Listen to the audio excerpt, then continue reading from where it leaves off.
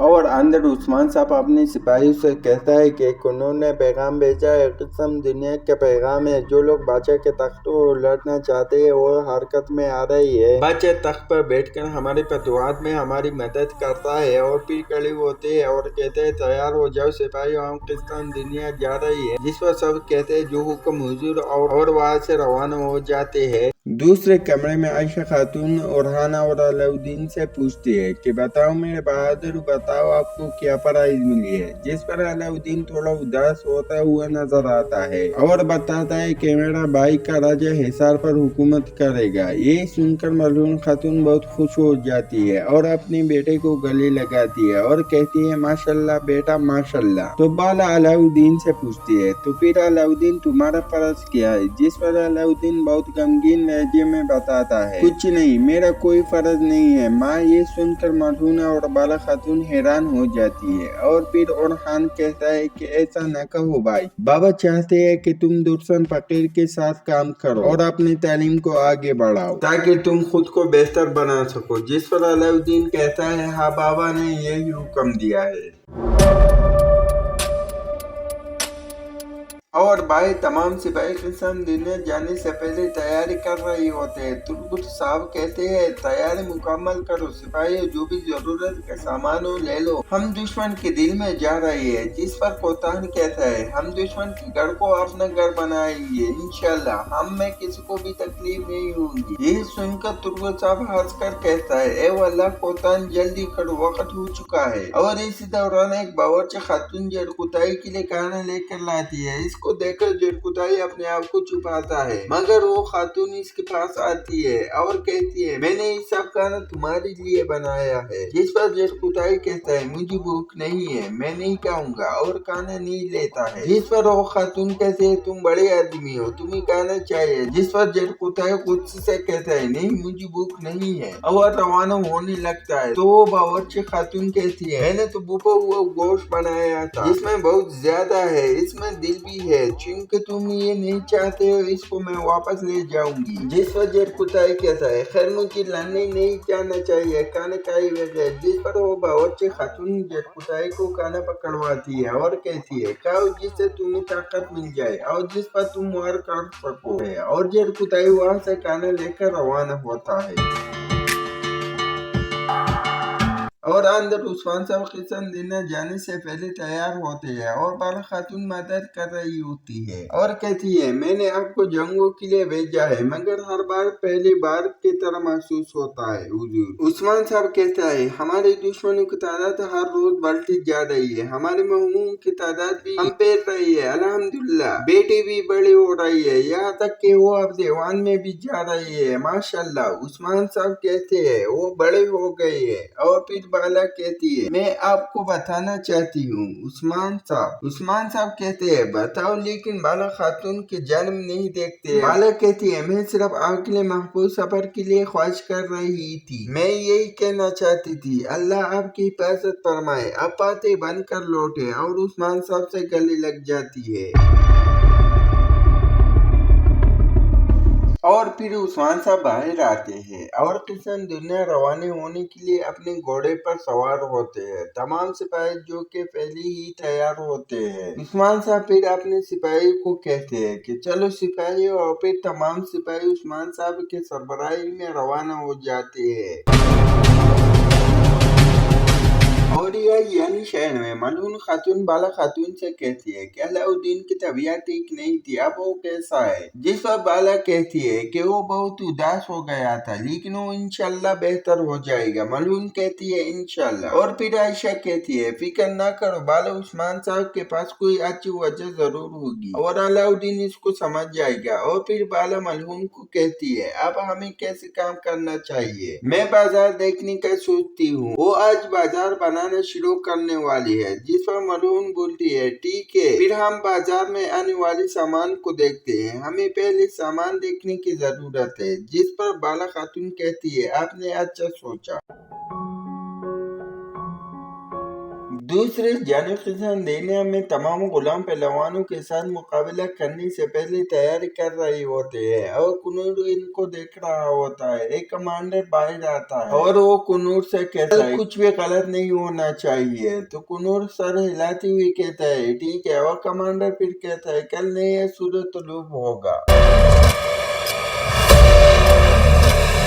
तरफ उस्मान साहब और इनकी सिपाही घोड़े भगाते हुए एक समंदर के किनारे आते हैं जहाँ पर किश्ती पहले ही से मौजूद होती है। फौरन उस्मान साहब को बताते हैं कि वो किश्ती है जिस पर हम ये समंदर पार करेंगे हुजूर। तो फिर उस्मान साहब और उसके सिपाही अपने घोड़ों से नीचे उतरते हैं। फिर उस्मान साहब अपने सिपाहियों को कहते हैं जब अंधेरा होगा हम किसान दुनिया में होंगे, हम बेस बदलेंगे और हम इख्तियार से काम लेंगे, जिहाद मुबारक हो। और फिर सब किश्ती पर सवार होते हैं और किस्म दुनिया की जानब रवाना हो जाते हैं।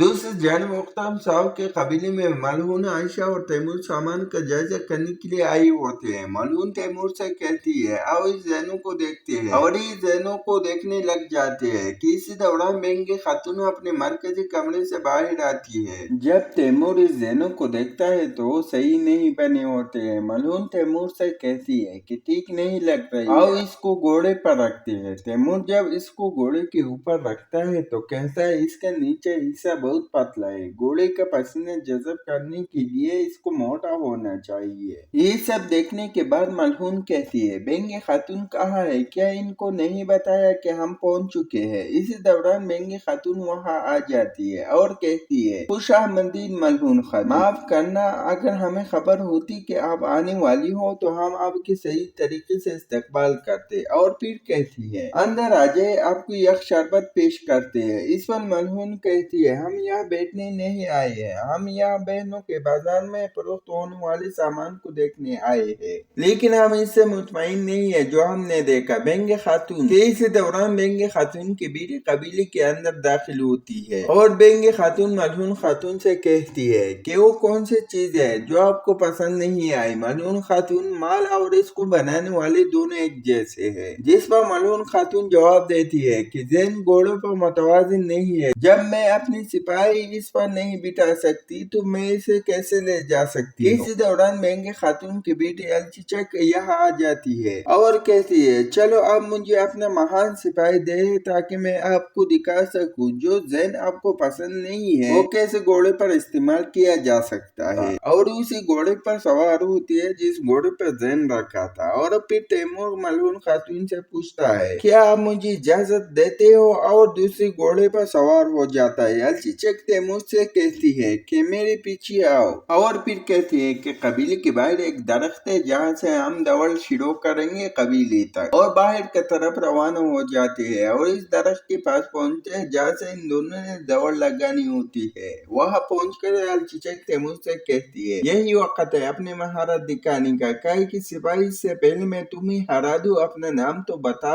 मैं जानना चाहती हूँ कि मैं किसको शिकस्त देने जा रही हूँ। इस पर तैमूर हंसता है और कहता है कुंदूज साहब का बेटा। तैमूर सुनकर अलचिचक कहती है ए अल्लाह, और दौड़ शुरू करती है और तैमूर रुकता है और घोड़े से उतरता है और देखता है कि घोड़े को जख्म लगा होता है। ये देखकर तैमूर बहुत परेशान होता है और वापस दौड़ शुरू करता है। अलचिचक कबीले में पहले पहुंच जाती है लेकिन तैमूर पीछे रह जाता है। अपनी बेटी को जीतते हुए देखकर बेंगे खातून दिलो दिल में बहुत खुश हो रही होती है और फिर थोड़ी देर बाद तैमूर भी पहुंच जाता है और अपने घोड़े से नीचे उतरता है और खड़ा हो जाता है। मलहून खातून ये सब कुछ समझ जाती है और फिर अलचिचक खातून मलहून से कहती है क्या आपने देखा, मैंने आपके महान सिपाही इस जैन से हरा दिया है जो आपको पसंद भी नहीं था। जिस पर मलहून खातून कहती है मैंने देखा, यकीनन मैंने देखा, माशाल्लाह आप एक अच्छी सवार है, लेकिन आप अभी ना तजुर्बाकार है। ना तजुर्बाकार इसलिए हो जो आपने इस घोड़े के जख्म तक न देख सकी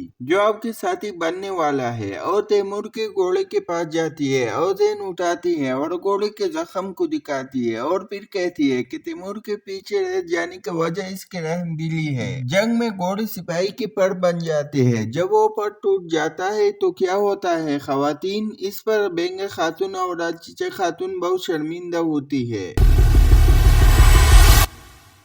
اور پھر رات کے وقت عثمان صاحب اور ان کی تمام سپاہی قسم دنیا کے کنارے پہنچ جاتے ہیں اور دور سے قسم دنیا کو دیکھتے ہیں اور اس کے اوپر چاند کو دیکھتے ہیں۔ یہ دیکھ کر بحران کہتا ہے، بھائیو کیا تم یہاں پر بھی اذان سننا پسند کرو گے؟ اس پر جرکتائی کہتا ہے، انشاءاللہ بھائی انشاءاللہ۔ اور پھر عثمان صاحب کہتے ہیں، اگر ہم ایک پرچم کے نیچے متحد ہو جائے تو ایسے ہی ہوگا۔ اس ہلال کو دیکھو، یہ ہمیشہ صلیب کے اوپر کھڑا ہوتا ہے۔ اگر ہم مسلمان اس پرچم کے نیچے متحد کر دے تو نہ صرف ایہا صوفیہ میں بلکہ پوری دنیا میں اذان کی آواز بلند ہو جائے گی۔ اور سمندر کے کنارے کنور عثمان صاحب کو لینے کے لیے آتا ہے اور آ کر خوشامدید کہتا ہے۔ عثمان صاحب کہتے ہیں، اے واللہ اے واللہ، اور پھر کنور کہتے ہیں، گھر تیار ہے اس جانب۔ اور کنور سب کو لے کر اس جانب روانہ ہو جاتا ہے اور وہاں پر ایک اور آدمی جس کا نام الف ہوتا ہے وہ بھی موجود ہوتا ہے اور چپکے سے سب کی باتیں سن رہا ہوتا ہے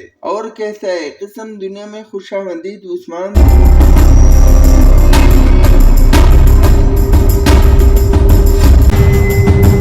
اور دوسری جانب اختم صاحب کے قبیلے میں بینگ خاتون غصے سے اختم صاحب کے پاؤں سے ڈے نکال رہی ہوتی ہے، بتا بیٹی تمہارا ماں ناراض کیوں ہے؟ اور پھر اختم اپنی بیگم سے کہتا ہے، کیا تم میری ٹھیک ٹانگ کو توڑنا چاہتی ہو خاتون؟ اور پھر چچک کہتی ہے، ماں ملعون خاتون کا غصہ آپ پر نکال رہی ہے۔ اور پھر بینگ خاتون کہتی ہے، چونکہ ملعون خاتون حویلی میں گئی ہے اس لیے دکھاوا کرتی ہے، اس نے مجھے میرے ہی قبیلے میں میرے ہی لوگوں کے سامنے بے عزت کیا، وہ یہ کیسے کر سکتی ہے؟ یہ سن کو اختم صاحب کہتے ہیں، اس نے تمہیں کیوں بے عزت کیا؟ اس پر بینگ خاتون کہتی ہے، ہمارا مال خراب تھا۔ اختم صاحب پوچھے، ہمارا مال میں کیا خرابی تھی؟ جس پر بینگ خاتون کہتی ہے، جس لوگوں کو عیب تلاش کرنا ہوتا ہے وہ کر لیتے ہیں۔ اس نے دعویٰ کیا کہ زینوں کا چمڑا اچھا نہیں بنا ہوا ہے، وہ گھوڑوں کو نقصان پہنچاتی ہے۔ اور پھر اس دوران باہر سے سپاہی کی آواز آتی ہے، میرے سردار بختور سپاہی اور بائندہ صاحب آئے ہیں۔ اختم صاحب کہتے ہیں، انہیں اندر آنے دو۔ اور بینگ خاتون سے کہتے ہیں، میرے بات سنو، عثمان صاحب کو بازار اور بازار میں جانے والے مال کا بہت خیال ہے، بازار میں بہترین مال بھیجو۔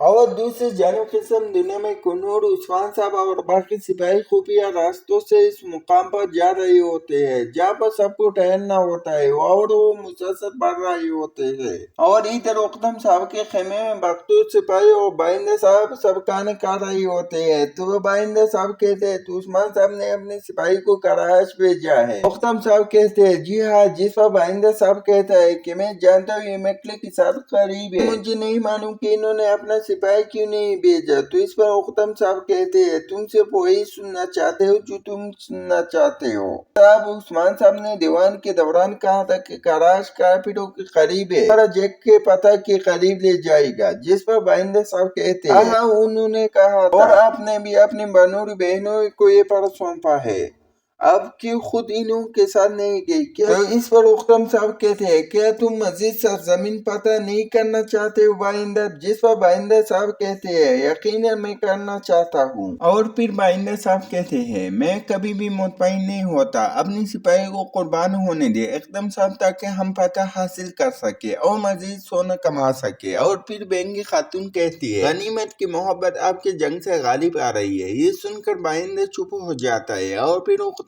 صاحب بہتور سے کہتے ہیں کہ بہتور یہ پرس تمہارا ہے، کراش ہمارا ہے اور مرکز کافروں کا، لیکن اس کی ایسی حفاظت کرے جیسے آپ کا اپنا ہو۔ اگر عثمان صاحب چاہتے ہیں کہ سپاہی پھیرا دے تو اس کی ضرور کوئی وجہ ہوگی، محتاط رہے۔ اس پر بہتور کہتا ہے، جو حکم حضور، میں سپاہی لوں گا اور صبح روانہ ہو جاؤں گا۔ جس پر بینگ خاتون کہتی ہے، میرا بہادر بھائی، مجھے یقین ہے کہ تم اپنا فرض اچھے سے ادا کرو گے۔ دوسری طرف قسم دنیا میں کنور عثمان صاحب اور باقی سپاہی کو لے کر ایک مقام پر آتا ہے جہاں پر قسم دنیا کا نقشہ پڑا ہوتا ہے۔ کنور عثمان صاحب کو بتاتا ہے، محل یہاں پر ہے، میرے حضور اور معشوقہ یہاں پر ہے، ہم جانتے ہیں کہ یہاں کمانڈر سکندر ہے، لیکن ہم یہ نہیں جانتے ہیں کہ اس کے پیچھے کیا ہے۔ اس پر عثمان صاحب کہتے ہیں کہ ہمیں معلوم ہونا چاہیے کہ کل سچ بولیں گے، لیکن آپ غلاموں کو سنبھالیں گے، ہم شہنشاہ کی حفاظت کریں گے، اور آپ غلاموں کو संतूर के सिपाहियों पर हमला करने का हुक्म दोगे। और फिर कुन्नूर एक और नक्शा निकालता है जो कि मैदान का नक्शा होता है और कुन्नूर इस नक्शे के जरिए बताता है बादशाह इस जगह पर बैठेगा और मैंने आपके लिए ये जगह मखसूस कर दी है। ये जगह बादशाह के करीब है। जिस पर उस्मान साहब कहते हैं तो फिर बोरान मेरे पीछे होगा। बोरान कहता है जो हुक्म मेरे हुजूर। और उस्मान साहब बाकी सिपाहियों को कहते हैं कि आप लोग मेरे सामने होंगे। और दूसरी तरफ कांताकुलूनस एक पादरी कार्दिनाल से पूछता है, मुझे बताइए कार्दिनाल क्या पोप हमारी हिमायत करेगा? जिस पर पादरी कहती है, कार्दिनाल किसकी हिमायत करेगा? जो रूम को जिंदा करेगा। तुम मुझे बताओ तुम्हारा मंसूबा तैयार है? जिस पर कांताकुलूनस कहता है, हर वक्त कल बादशाह तमाशा में मरेगा और रूम को जिंदा किया जाएगा। तुर्कों का डरावना ख्वाब अभी से शुरू हो जाएगा। जिस पर पादरी पूछता है, तुम ये कैसे करोगे? इस पर तौरान कमांडर संतनू कमरे के अंदर दाखिल होता है। कांताकुलूनस पादरी से कहता है, ये एक हकीकी सिपाही है जो रोम के लिए बेहतरीन काम करते हैं। कमांडर संतनूर ये तमाशा में हमारी मदद करेगा। और संतनूर कहता है, मैं कभी एहतराम के साथ आपको सलाम पेश करता हूँ पादरी। और फिर पादरी कांताकुलूनस से कहते हैं कि अगर आप हमारी हिमायत चाहते हो तो हमें आपके पास तक देखना होगा, फिर हम आपको वो ताकत देंगे जो आप चाहते हो। कांताकुलूनस जिस पर कांताकुलूनस कहता है कि मैं इस वक्त तक नहीं रुकूंगा जब तक मैं उस्मान से अपना जमीन नहीं लेता। आपको पता मुबारक हो। और आपको पता पेश करता हूँ। और इधर दूसरे शहर में यानी में बाला खातून अपने दूसरे बेटे को झोले में जोड़ रही होती है और वहाँ पर अलाउद्दीन भी बैठा होता है जो कि बहुत ज्यादा उदास होता है। तो बाला खातून जब इसको इस हालत में देखती है तो उठकर इसके पास आती है और पूछती है, बेटा तुम ठीक तो हो? इस पर अलाउद्दीन हाँ में सर हिलाता है। और फिर अलाउद्दीन कहता है कि माँ मैं अपने भाई की तरह लड़ नहीं सकता हूँ, अपने बाबा की तरह ताकतवर नहीं हूँ, मैं दुबला और कमजोर हूँ और कोई भी मुझे संजीदगी से नहीं लेगा, ऐसा ही है। जिस पर बाला खातून अलाउद्दीन का हाथ पकड़ती है और कहती है, तुम ये क्या कह रहे हो बेटा? तुम्हें अपनी 5 उंगलियों को देखो, ये सब मुख्तलिफ है, इन सब का मुख्तलिफ अफ़आल है। आप अपनी तलवार को चलाने में अच्छे है, तुम इसकी फिक्र क्यों कर रहे हो? जिस पर अलाउद्दीन कहता है, नहीं मेरा भाई हमेशा मुझसे बेहतर होता है। और इस दौरान ओरहान भी कमरे की जानिब आ रहा होता है तो भाई से अलाउद्दीन को सुनने लग जाता है और अलाउद्दीन कह रहा होता है, मेरा भाई मुझसे हमेशा बेहतर होता है और वो हर बार मुझे पीस मसला कर देता है, मैं कभी भी ऊपर नहीं आ सकता, मैं कमजोर हूँ। ये सुनकर बाला अलाउद्दीन को कहती है, देखो बेटा तुम दुबले पतले नहीं हो और नहीं कमजोर हो, हिम्मत के साथ मजलूम के साथ खड़ा रहना असली ताकत है। इंसान की ताकत इसके बाजू से नहीं मालूम होती है, ये दिल से होती है। इस पर अलाउद्दीन कहता है कि ऐसा है तो बाबा ने मुझे फर्ज क्यों नहीं सौंपा, मुझे अपने भाई से कमजोर समझा है। और फिर बाला अलाउद्दीन से पूछती है, क्या आप अपने भाई से हसद करते हो? ये सुनकर भाई अलाउद्दीन को बहुत गुस्सा आता है और चला जाता है और अपने हाथ में खंजर को देखता है और कहता है कि मैं अपने भाई के लिए तोहफा लाया था और वो मेरे शुक्र अदा करने के बजाय मुझसे हसद कर रहा है और गुस्से से रवाना हो जाता है। अंदर अलाउद्दीन अपनी माँ से कहता है, ये हसद नहीं है बल्कि ये खुशी है कि मेरे भाई को ये फर्ज सौंपा है। ना जाने मुझ में क्या कमी है, बस ना जाने बाबा मुझ पर क्यों भरोसा नहीं करते हैं। वो सोचते हैं कि मैं अभी बहुत छोटा हूँ और बोला हूँ, मैं जानता हूँ, इसलिए वो मुझे कोई फर्ज नहीं सौंपते हैं अम्मा। जिस पर बाला कहती है अलाउद्दीन, मगर अलाउद्दीन गुस्से से कमरे से बाहर जाने लगता है। और इसी के साथ हम इस एपिसोड को खत्म करते हैं। मिलते हैं दूसरे एपिसोड में। वीडियो पसंद आई तो लाइक करो, शेयर करो और कमेंट्स करो।